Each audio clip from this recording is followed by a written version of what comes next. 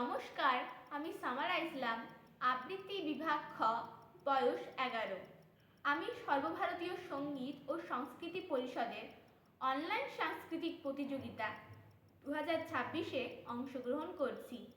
আমি আজ শোনাচ্ছি কবি ভবানী প্রসাদ মজুমদারের লেখা হরিনামের পরিণাম। আমার পাখি আজব পাখি, করবে হরিনাম, দেখে যান গো বাবু মশাই, 100 টাকা দাম। এই ছেলেরা চুপ করে থাক, করিস নে শোরগোল।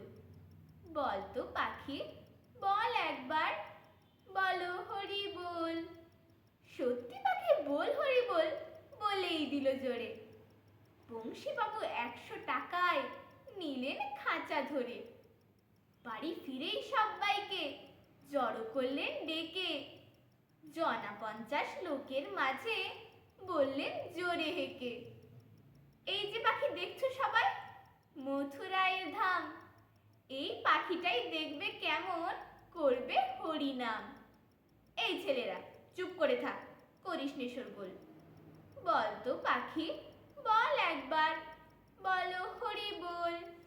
পাখি কিছুই বলে না তো, চুপটি করেই থাকে। বংশীবাবু রেগে মেগেই বলেন তখন তাকে, এত করে সাধছি তোকে, পারলো কি তোর দর?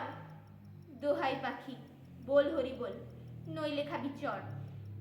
বললে পাখি চুপ করে থাক, এখন আমি শুই।